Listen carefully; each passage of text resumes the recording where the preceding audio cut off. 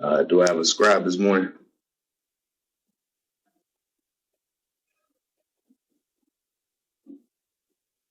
If not, no problem. I'll do it. I'll do it. Do I have a brother to scribe?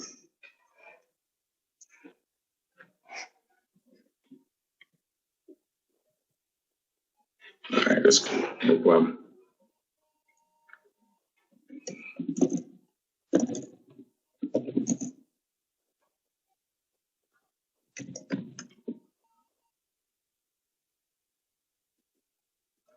All right. This is 2 Kings chapter 9 and verse 1. It says, "And Elisha the prophet called one of the children of the prophets and said unto him, Gird up thy loins, and take this box of oil in thine hand, and go to Ramoth Gilead. And when thou comest thither, look out there Jehu the son of Jehoshaphat, the son of Nimshi, and go in and make him arise up from among his brethren, and carry him to an inner chamber. Then take the box of oil and pour it on his head, and say, Thus saith the Lord, I have anointed thee king over Israel. Then open the door and flee, and tarry not." So at this point, Jehu was anointed as king over Israel. He received the anointed oil, and he was made king over Israel. I said, verse 4, so the young man, verse 4, so the young men, even the young man, the prophet, went to Ramoth Gilead. And when he came, behold, the captains of the host were sitting. And he said, I have an errand to thee, O captain. And Jehu said, unto which of all us? And he said, to thee, O captain. So he said, to which ones? Who are you doing the errand for? And he said, to thee, O captain. He said, to you, Jehu. And he arose and went into the house, and he poured the oil on his head, and said unto him, Thus saith the Lord God of Israel, I have anointed thee king over the people of the Lord, even over Israel.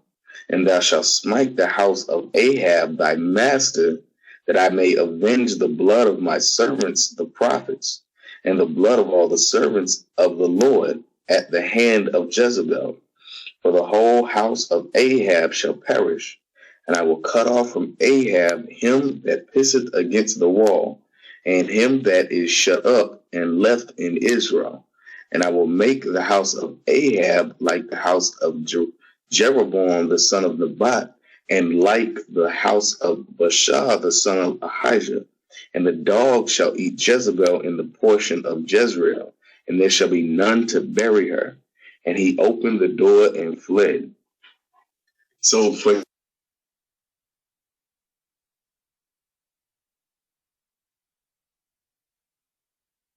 before it didn't log out, so it automatically logged us out. Everybody some time to get back on. Kings chapter 9. And Brother Abraham, can you hear now? Or can everybody hear me?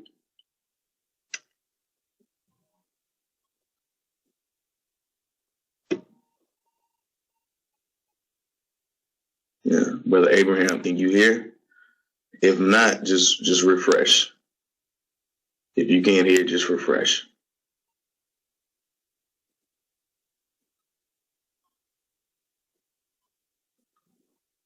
All right, so I'm gonna take over scribe duties right now.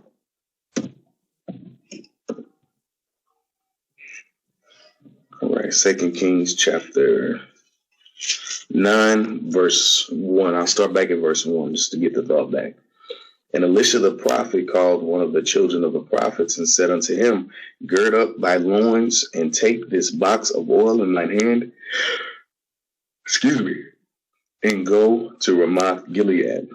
And when thou comest thither, look out there Jehu the son of Jehoshaphat, the son of Nimshi, and go in and make him arise up from among his brethren, and carry him to an inner chamber. Then take the box of oil and pour it on his head, excuse me, and say thus saith the Lord, I have anointed thee king over Israel. Then open the door and flee and tarry not. So the young man, even the young man, the prophet, went to Ramoth Gilead. So he did what Elisha said, and he went to Ramoth Gilead to go see Jehu. It says, and when he came, behold, the captains of the host were sitting, and he said, I have an errand to thee, O captain. And Jehu said, unto which of all us? He says, so who do you need to speak to? Out of all of us, who do you need to speak to? Is what Jehu replied. It says, and he said, to thee, O captain. And he arose and went into the house, and he poured the oil on his head, and said unto him, thus saith the Lord God of Israel, I have anointed thee king over the people of the Lord, even over Israel. And thou shalt smite means kill, the house of Ahab thy master, that I may avenge the blood of my servants, the prophets, and the blood of all the servants of the Lord at the hand of Jezebel. For the whole house of Ahab shall perish, and I will cut off from Ahab him that pisseth against the wall, and him that is shut up and left in Israel. So the Most High was angry as I don't know what with the house of Ahab, because he let his wife, Phoenician, rule the household, and she started to kill the prophets in Israel. She started to kill the men. And so this is the judgment for what she did back in 1 Kings. I want to say it's like 1 Kings 18. And obviously Yari is going through, no, he's going through some, he's going through 1 Kings. He's going through 1 Kings. So, tune into his class so you can get that history. All right. Verse 9. And I will make the house of Ahab like the house of Jeroboam, the son of Nebat, and like the house of Baasha, the son of Ahijah. And the dog shall eat Jezebel in the portion of Jezreel, and the dog shall eat Jezebel in the portion of Jezreel, and there shall be none to bury her. And he opened the door and fled.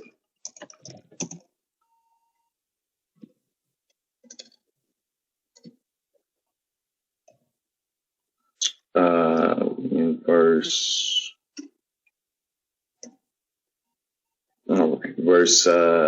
11. So these are prophecies. Because remember what the Most High said. He said, let me find this. It's let me find it real quick.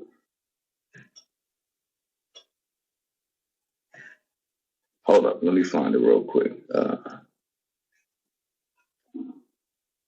It says it will not return void.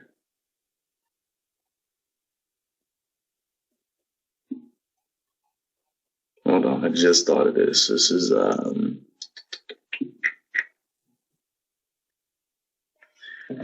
Isaiah 55. I was close.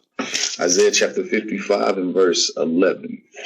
Isaiah 55 and 11. So shall my word be that goeth forth out of my mouth.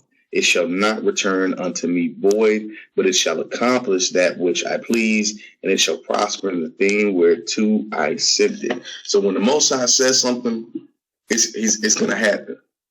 When he said that, when he made this prophecy over Ahab's house, I'm going to start at verse 7. And thou shalt smite the house of Ahab thy master, that I may avenge the blood of my servants the prophets, and the blood of all the servants of the Lord at the hand of Jezebel. For the whole house of Ahab shall perish, and I will cut off from Ahab him that pisseth against the wall, and him that is shut up and left in Israel. And I will make the house of Ahab like the house of Jeroboam, the son of Nebat, and like the house of Baasha, the son of Ahijah. And the dogs shall eat Jezebel in the portion of Jezreel, and there shall be none to bury her. And he opened the door and fled. So when the Most High, when he sends his word out whether it be by a prophet or whether it was by an angel, it wasn't coming back void. It wasn't going to be a thing of he was going to say it like you have in other, in Christianity or in or Islam or whatever other prophecies that people think that they have in their other books. The Bible, when the Bible says something, it's going to happen. It's going to happen. It shall come to pass. His word will not return void. All right, let's go back. First King, you drop Isaiah. I think I saw a brother. Is there a brother that's able to scribe? I'm trying, but I'm struggling. I'm trying to pull double duty.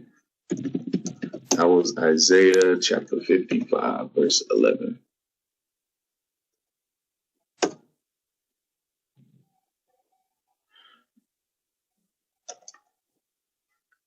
That was Isaiah chapter 55, verse 11. And right now we're going into 2 Kings. We're going back to 2 Kings chapter 9, verse 11. All right. Verse 11. It says, Then Jehu came forth to the servants of his Lord, and one said unto him, Is all well? Wherefore came this mad fellow to thee? And he said unto them, Ye know the man and his communication. So Jehu, one of Jehu's servants, came to him. I'm sorry, one of Jehu's friends or whatever came to him and said, Yo, is everything good? Who's that? That crazy brother that just came to you. Verse 12. And they said, It is false. Tell us now. Because Jehu said, Man, y'all know what he said. And they said, No, we don't know what he said. And they said, Tell us now. It says, and he said, Thus spake he to me, saying, Thus shall the Lord, I have anointed thee king over Israel. I'm sorry, let me read that again. Thus saith the Lord, I have anointed thee king over Israel. Verse 13. 13. Then they hasted and took every man his garment and put it under him on the top of the stairs and blew with trumpets, saying, Jehu is king. So now they started to have this big celebration over the fact that Jehu just got anointed king over Israel. All right. It says, so verse 14. So Jehu, the son of Jehoshaphat, the son of Nimshi. Oh, let me get this real quick too, so y'all can get an idea. This is Bible Atlas with charts and biblical reconstructions. I think y'all can see that. So y'all can actually go in and see where I'm at. Y'all can actually see the kings and see the orders, or the order of the kings. All right. On this side. So definitely a good reference to have. All right, let me go back.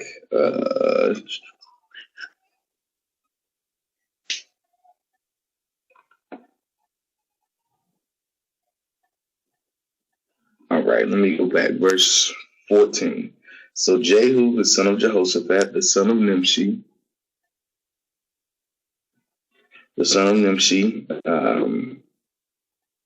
conspired against Joram. Now Joram had kept Ramoth Gilead, he and all Israel, because of Hazael, king of Syria. Because Hazael and Joram, they would continue to go back and forth, warring with each other. It says, verse 15, but King Joram was returned to be healed in Jezreel of the wounds which the Syrians had given him when he fought with Hazael, king of Syria, because Hazael was one of the captains of the army of Syria. It says Hazael, king of Syria. Verse 15. But King Joram was returned to be healed in Jezreel of the wounds which the Syrians had given him when he fought with Hazael, king of Syria. And Jehu said, If it be your minds, then let none go forth nor escape out of the city to go to tell it in Jezreel. So Jehu rode in a chariot and went to Jezreel, for Joram lay there, and Ahaziah king of Judah was come down to see Joram. And there stood a watchman on the tower in Jezreel, and he spied the company of Jehu as he came, and said, I see a company. And Joram said, take in horsemen and send to meet them, and let him say, is it peace? So let me go back. We at verse, I'm going to read verse 15 again. All right, verse 15.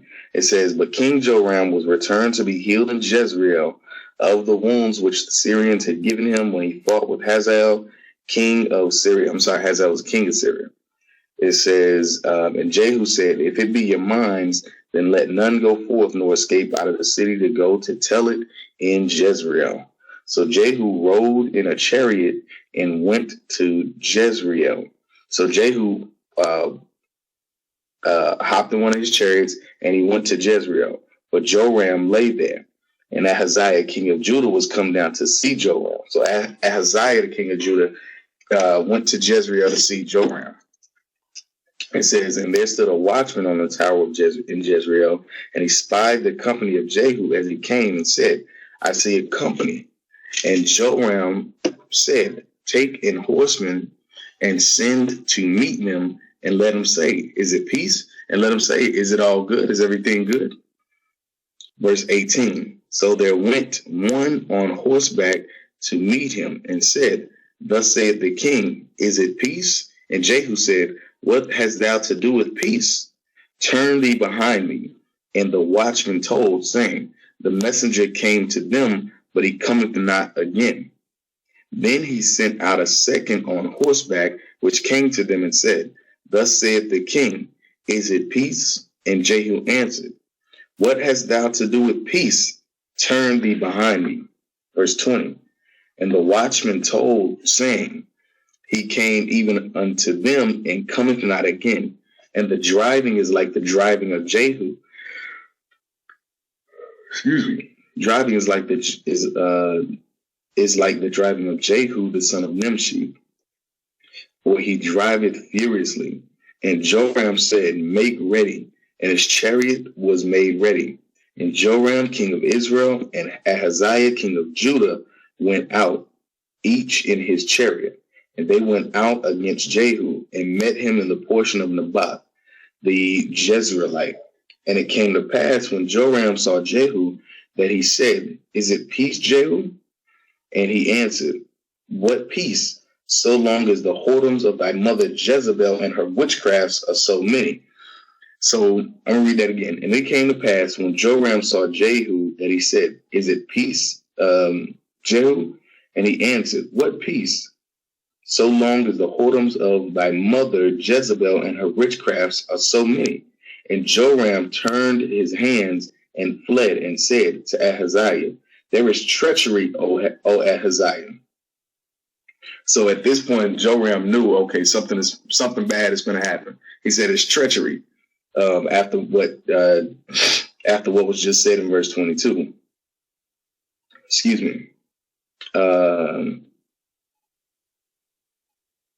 Verse 24. And Jehu drew a bow with his full strength and smote Jehoram. Jehoram is the same thing as Joram. Is the same person. Verse 24. And Jehu drew a bow with his full strength and smote Jehoram between his arms. And the arrow went out of his heart, and he sunk down in his chariot. So he drew the bow back, and he shot him in the arms, and it went through his heart. All right. Verse 20. So Jehu killed Joram. Verse 25.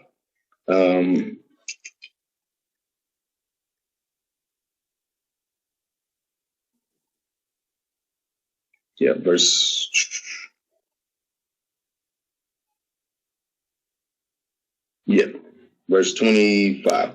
Then said Jehu to Bidkar, his captain, take up and cast him in the portion of the field of Naboth the Jezreelite.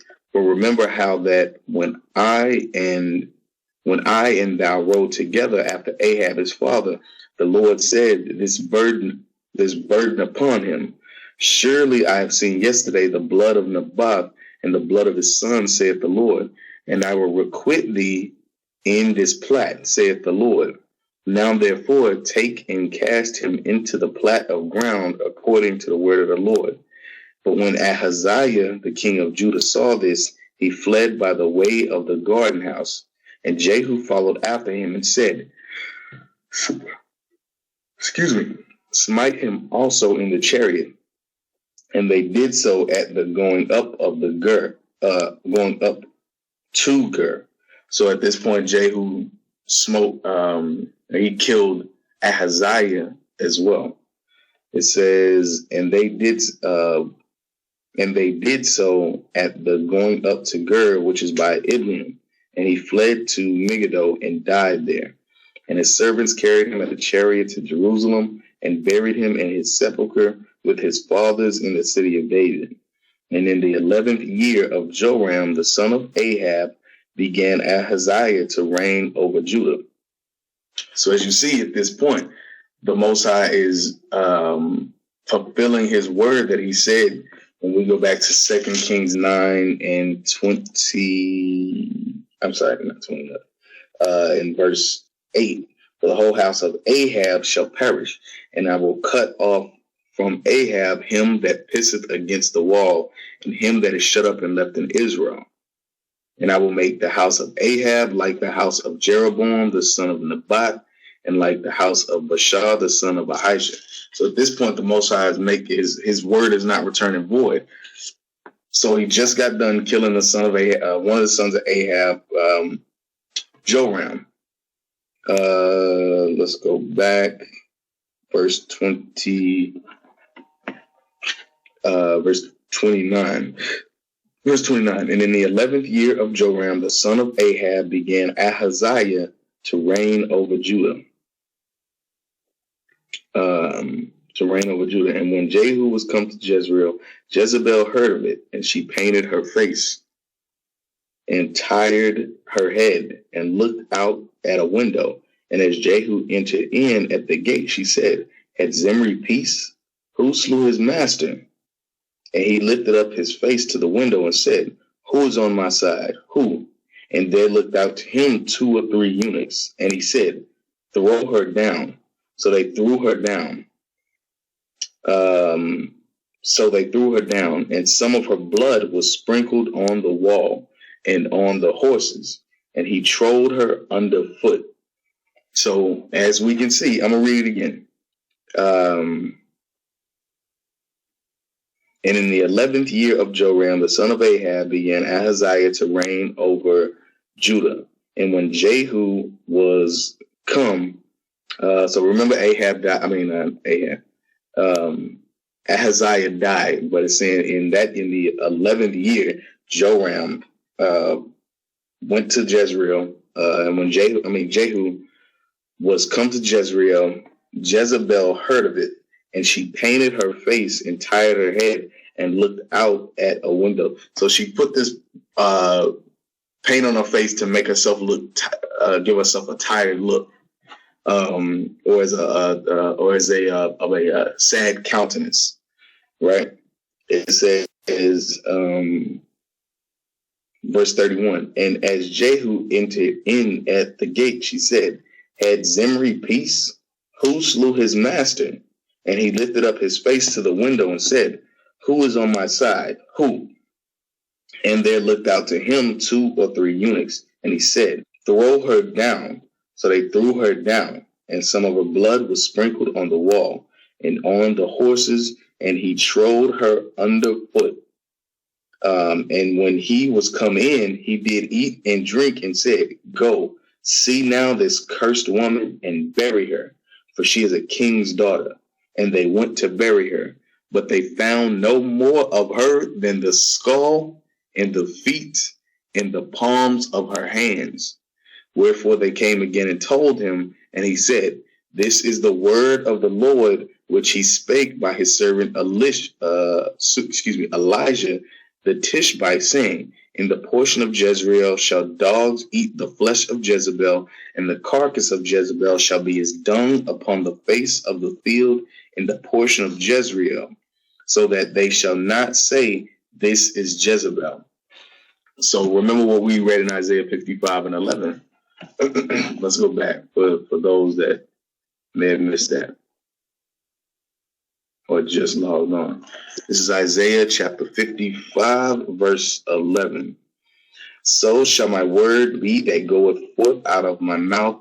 It shall not return unto me void, but it shall accomplish that which I please. So just like the Most High prophesied that Jezebel was going to die a horrible death, she was going to be eaten by dogs and you wouldn't recognize her, that's exactly what happened. Why? Because his word went out and it didn't return void, but it accomplished that which he pleased.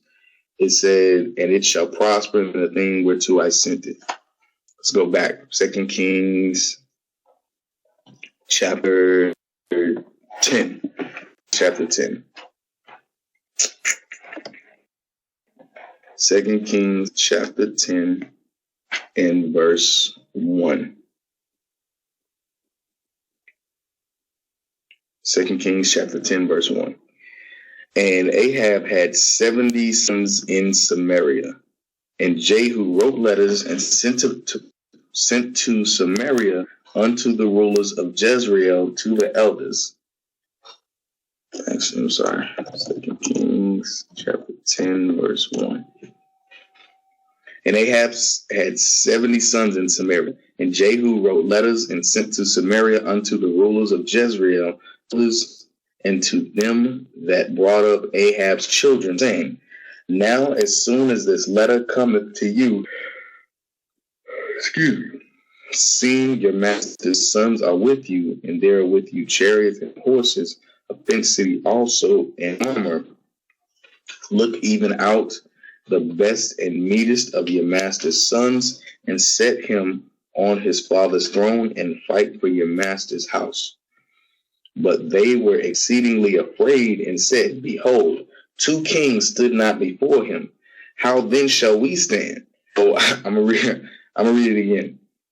I'm gonna start verse 1 again. And Ahab had 70 sons in Samaria. And Jehu wrote letters and sent to Samaria unto the rulers of Jezreel, to the elders, and to them that brought up Ahab's children, saying, now as soon as this letter cometh to you, seeing your master's sons are with you, and there are with you chariots and horses, a fenced city also in armor, look even out the best and meetest of your master's sons. So Jehu wrote in this letter, look at the meetest, the most physically the toughest men out of Ahab's sons. He said,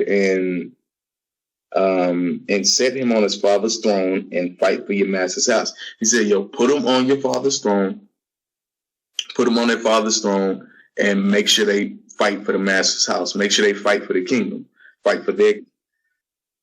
He's punking them right now. That's what he's doing. He's punking them right now.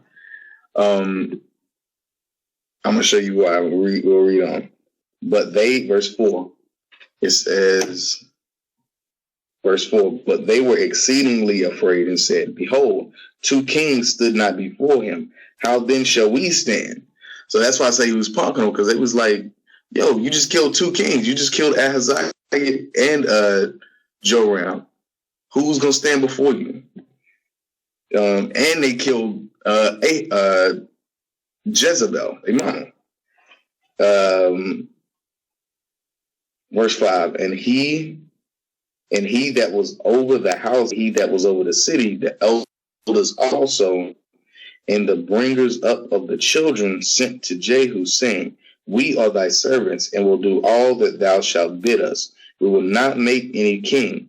Do thou that which is good in thine eyes. So they said, yo, you got our loyalty, you our king. We're not gonna make a king over us. So they didn't make any of the sons kings out of fear. It says, verse 6, then he wrote a letter to I wrote the second time to them, saying, If ye be mine, and if ye will hearken unto my voice, take ye the heads of the men, your master's sons, and come to me to Jezreel by tomorrow this time. Now the king's sons, being 70 persons, were with the great men of the city, the elders of the city, which brought them up. And it came to pass, when the letter came to them, that they took the king's sons and slew 70 persons, and put their heads in baskets, and sent them to Jezreel. So Jehu killed Ahab's sons, right? Cut off all their heads and sent them back to Jezreel. Sent them back to the city. Sent them back to the elders. Verse 8. And there came a messenger and told him, saying, They have brought the heads of the king's sons. And he said, Lay ye them in 2 heaps at the entering in of the gate until the morning. So he said, put the heads at the gates of the city. The gates is the entering into the city, is where you come into the city. Put them at the gate until the morning. And it came to pass in the morning that he went out and stood and said to all the people, Ye be righteous. Excuse me. Behold, I conspired against my master Joam and slew him. But who slew all these? Well, who slew all of these men, these 70 men?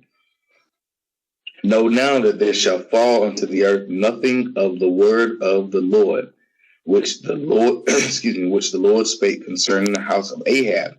For the Lord hath done that which he spake by his servant Elijah. And what was that he spoke by his servant Elijah? Was that, matter of fact, something real quick.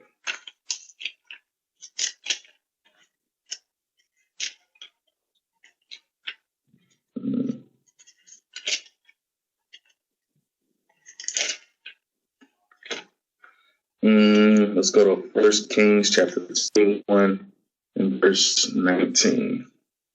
1 Kings chapter 21, verse 19. Possible. This is 1 Kings chapter 21, verse 19. It says, 1 Kings chapter 21, verse 19. Thou shalt speak unto him, saying, Thus saith the Lord, hast thou killed and also possession? And thou shalt speak and thou shalt speak unto him, saying, The Lord, in the place where dogs licked the blood of the Baal, shall dogs lick thy blood, even thine. And Ahab said to Elijah, Hast thou found me, O mine enemy? And he answered, I have found thee, because thou hast sold thyself to work evil in the sight of the Lord. Behold, I will bring evil upon thee, and will take away thy posterity, and will cut off from Ahab him that pisseth against the wall, and him that is shut up and left in Israel, and will make thine house like the house of Jeroboam the son of Nebat, and like the house of Baasha the son of Ahijah, for the provoking wherewith thou hast provoked me to anger, and made Israel to sin. So he's prophesying over Ahab's house personally. Elijah prophesied over Ahab's house that I'm going to cut off all your seed. That's what it means to your posterity. I'm going to cut off all your seed and kill all your kids.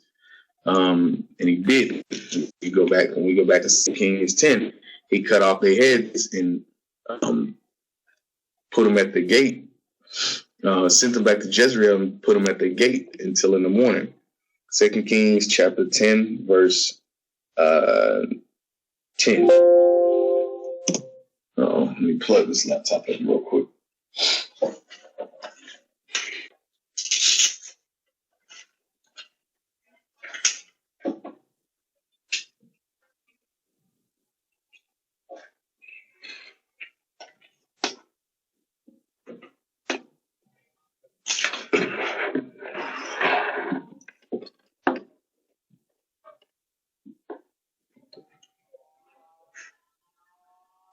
Right.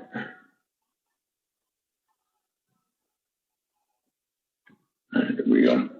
2 Kings chapter 10, verse 10. Know now that there shall fall unto the earth nothing of the word of the Lord, which the Lord spake concerning the house of Ahab.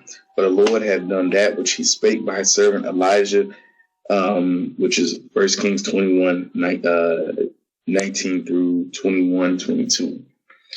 Verse 11. So Jehu slew all that remained of the house of Ahab in Jezreel, and all his great men and his kinfolks and his priests, until he left him none remaining. So everything that belonged to Ahab, his kids, the great men, the priests, his kinfolk, his auntie, his uncle, all his seed.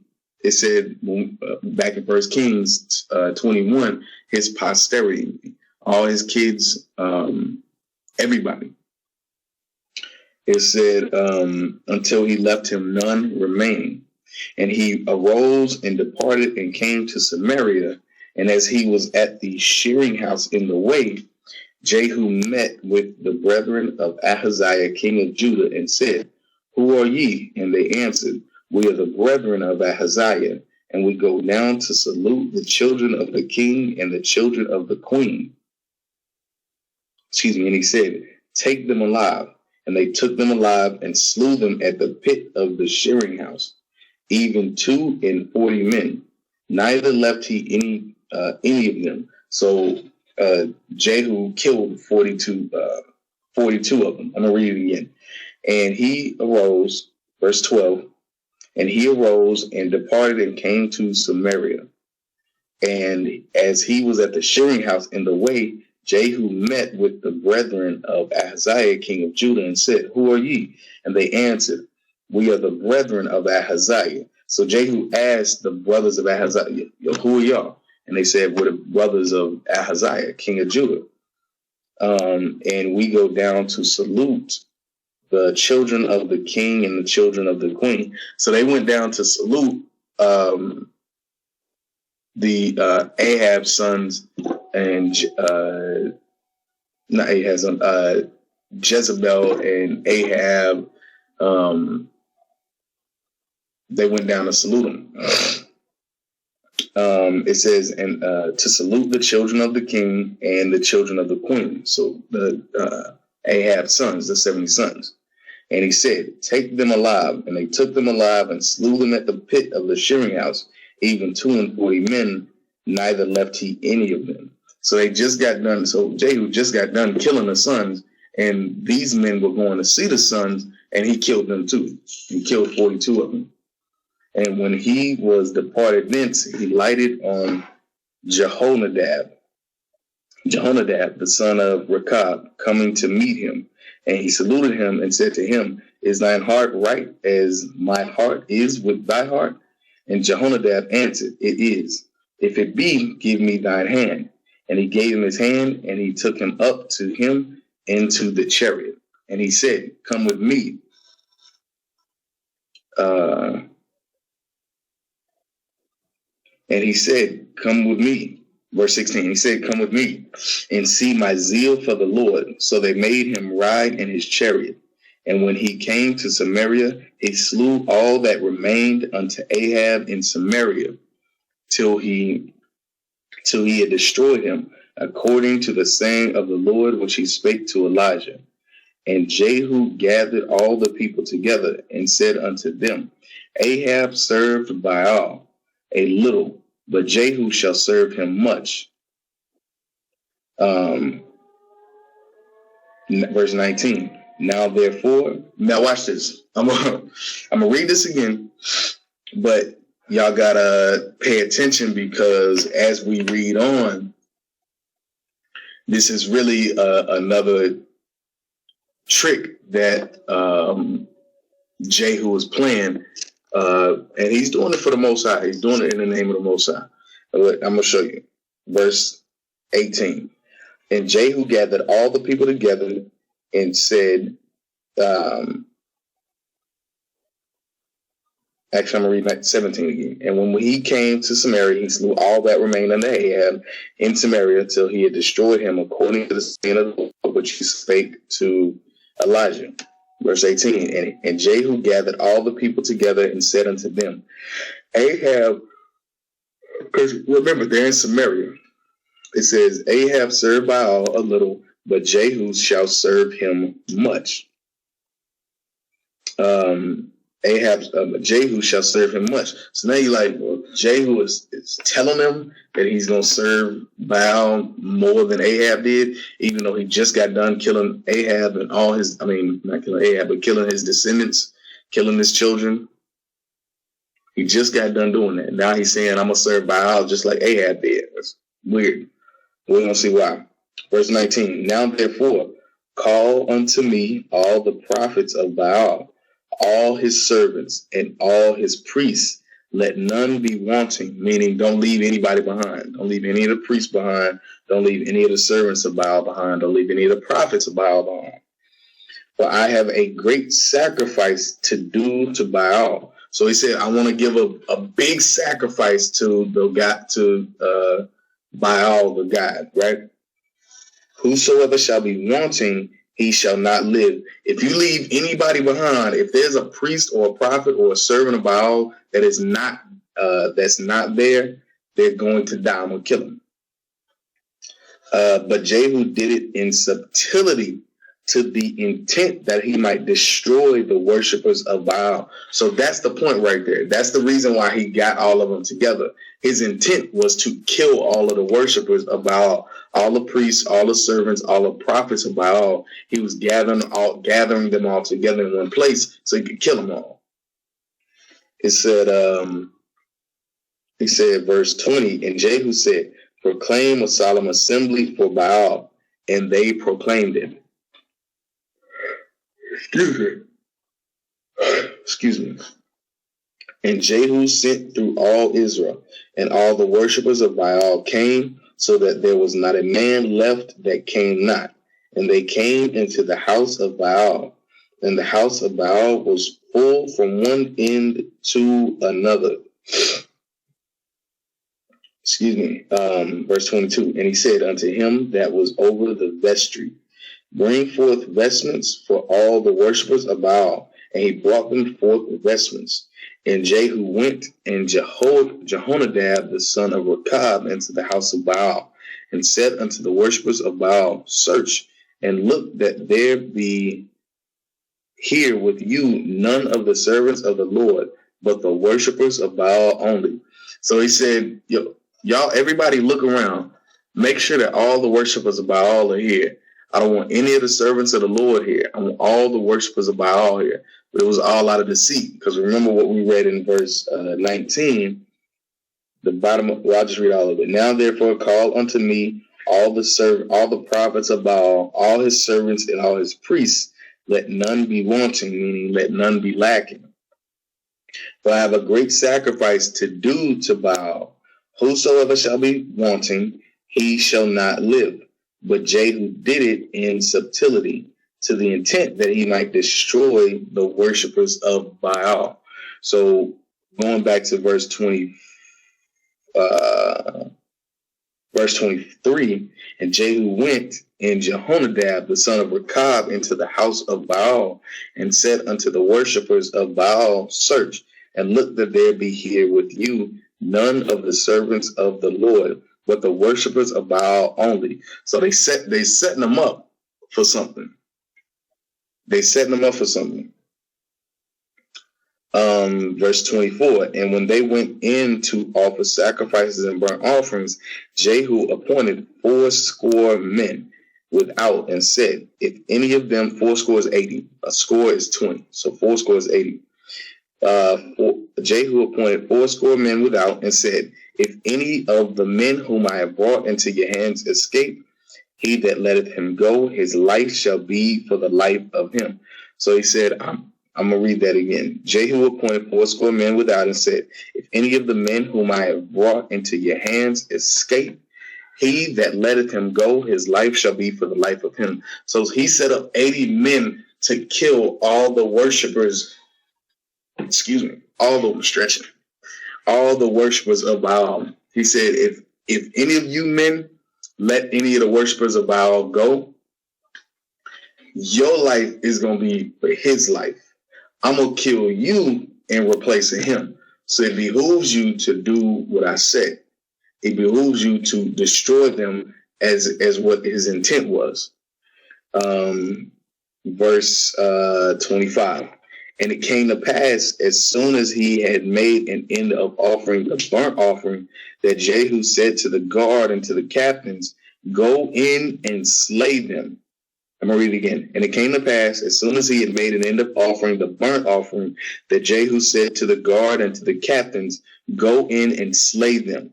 Let none come forth. So at this point, he sent in the 80 men to go in and kill all the worshippers of Baal. And they smote them with the edge of the sword, and the guard and the captains cast them out, and went to the city of the house of Baal. And they brought forth the images out of the house of Baal, and burned them. And they break down the image of Baal, and break down the house of Baal, and made it a drought house unto this day. Hold this. Let me find something real quick.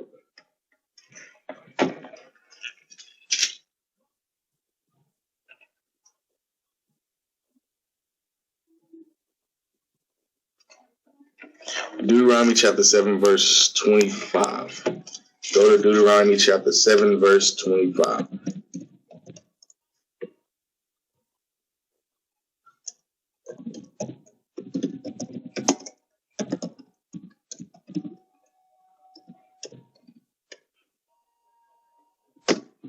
It says, the graven images of their gods shall ye burn with fire. Thou shalt not desire the silver or gold that is on them, nor take it unto them, lest thou be snared therein, for it is an abomination to the Lord thy God. So, excuse me. So we were never to desire any other gods outside of the Most High. So when we read, going back to 2 Kings 10:26, and they brought forth the images out of the house of Baal and burned them, and they break down the image of Baal and break down the house of Baal and made it a drought house unto this day. Thus Jehu destroyed Baal out of Israel, because we were never supposed to serve idols. We were always supposed to serve the Most High. So when we started to go into idolatry and started to serve Baal, Jehu went in and he restored Israel back to from worshiping those idols. Let me find something real quick.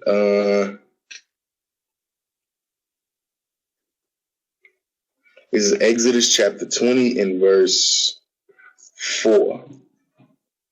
Exodus chapter 20 and verse. Actually, I'm gonna start at verse 3. Exodus chapter 20 and verse 3. It says, thou shalt have no other God before me. Thou shalt have no other God before me. Gods before me. Thou shalt not make unto thee any graven image or any likeness of anything that is in heaven above, or that is in the earth beneath, or that is in the water under the earth. Thou shalt not bow down thyself, nor serve them. For I am the Lord thy God, am a jealous God, visiting the iniquity of the fathers upon the children unto the third and fourth generation of them that hate me, and showing mercy unto thousands of them that love me and keep my commandments. So the Most High is judging Israel, the priests and the servants of Baal, for breaking what we just read in Exodus 20. That's why he said he destroyed, going back to 2 Kings 10:28, thus Jehu destroyed Baal out of Israel. Why? Because that was a snare to us. It was a snare and a trap unto us. Right? Verse 29. Howbeit, from 2 Kings chapter 10, verse 29. We're in 2 Kings chapter 10, verse 29. Howbeit, from the sins of Jeroboam, the son of Nebat, who made Israel to sin, Jehu departed not from after them, to wit, the golden calves that were in Bethel and that were in Dan. And the Lord said unto Jehu, because thou hast done well in executing that which is right in mine eyes, and has done unto the house of Ahab, according to all that was in mine heart, thy children of the fourth generation shall sit on the throne of Israel.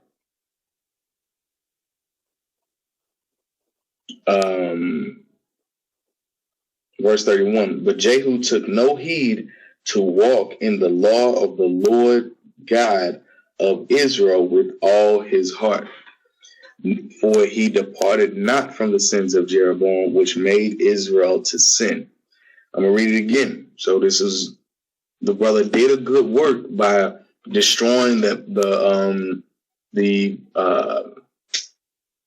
idols, the idol Baal, but then he couldn't escape from the sins of his forefathers. Verse 29, howbeit from the sins of Jeroboam the son of Nebat, who made Israel to sin, Jehu departed not from after them, to wit, the golden calves that were in Bethel and that were in Dan. So even though he destroyed the Baal, he still had the golden calves in Bethel and in Dan. And guess what? They ended up being a snare to him, to the point where he couldn't even escape from that sin, from that idolatry. Let me find something real quick. If I can't find it, I'm gonna move on. But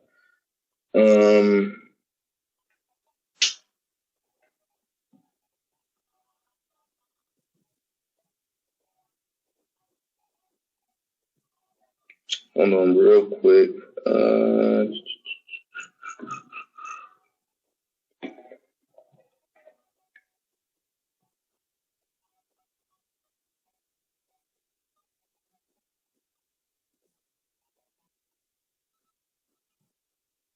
Okay,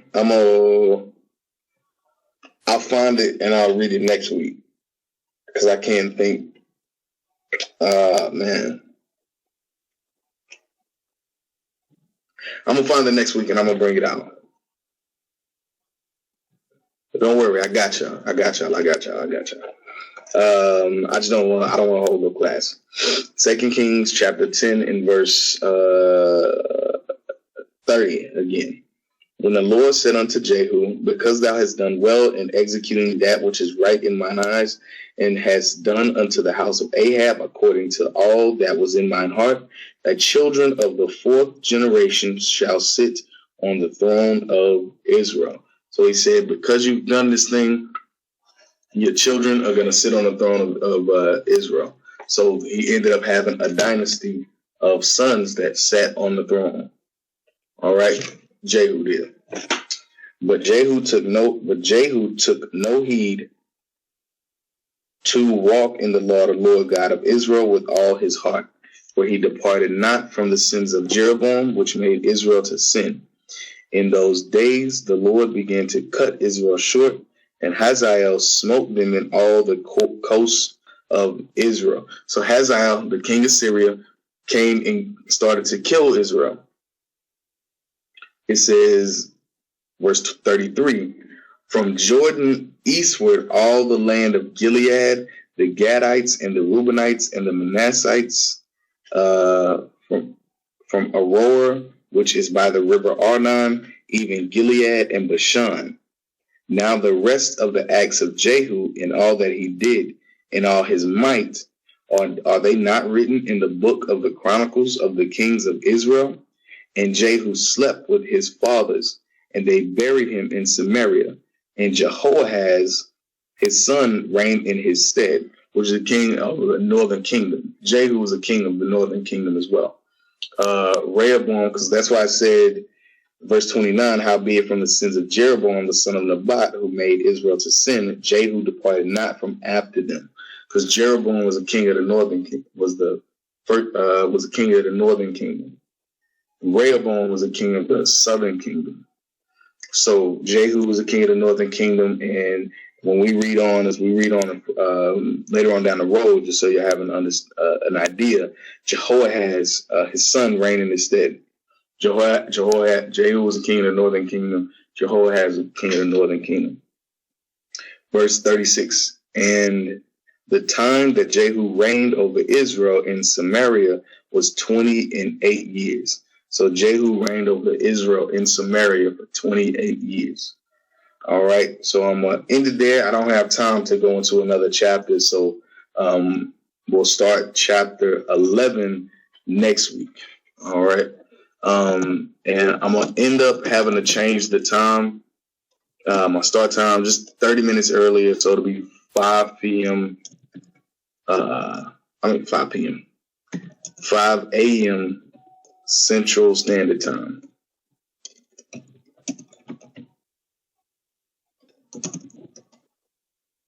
All right, 5 a.m. just 30 minutes earlier. So you got to wake up 30 minutes earlier. Not, nothing too taxing. Hopefully, that's when I'll end up having to move the class just because of my work schedule. All right, and I'm gonna post up my email address. So if y'all have anything additional or anything that you need cleared up or anything like that, you can shoot me an email, and that way, if I don't know, I can always ask. I don't like to just make stuff up, just come up with stuff off the top of my head. So we will resume next Monday, Lord's will, if all goes well. All praise to the Most High, for giving me the opportunity to fill in and, keep the train moving, keep the work going. So with that, I'm going to say shalom, Most High, Christ bless. Y'all have a good morning, a good day, and Lord's will, I'll see y'all back here next week.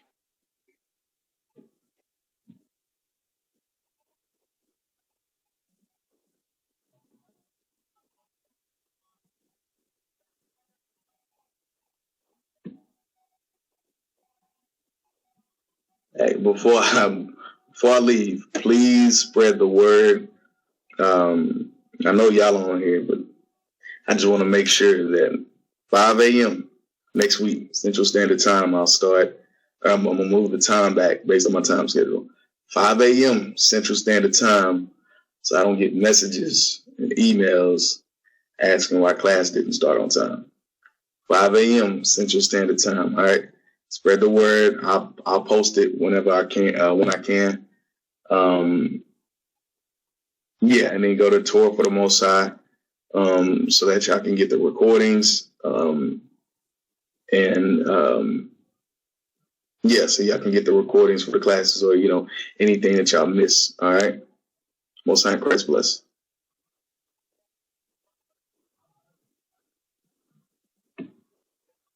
Oh, the last chapter. Well, we read chapter 9 and chapter 10, and we'll go into chapter 10.